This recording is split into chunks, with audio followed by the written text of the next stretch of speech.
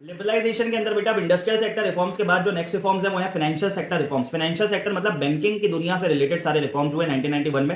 4 reforms हुए इसके अंदर। सबसे पहला change in role of RBI from a regulator to a facilitator. दूसरा ओरिजिन ऑफ प्राइवेट बैंक्स। 91 के बाद इंडिया में प्राइवेट बैंक्स की एंट्री गवर्नमेंट ने अलाउ कर दी।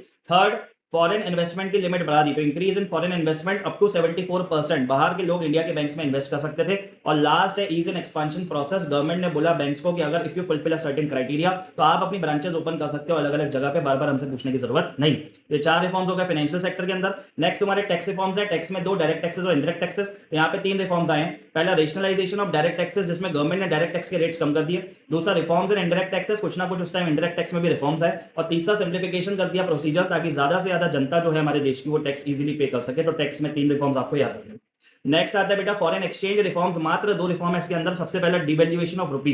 गवर्नमेंट ने रुपी की वैल्यू को गिरा दिया 1991 में विद द एक्सपेक्टेशन कि हमारे एक्सपोर्ट प्रमोट होंगे, क्योंकि रुपी की वैल्यू गिरेगी तो बाहर वालों के लिए हमसे सामान खरीदना सस्ता हो जाता है, हमारे एक्सपोर्ट बूस्ट होते हैं। उसके बाद second point market determination of exchange rate. बाद में गवर्नमेंट ने बोला आज के बाद अब हम ये डिवैल्यूएशन वाला सीन नहीं करेंगे, मार्केट डिसाइड करेगा कि एक्सचेंज रेट क्या चलेगा।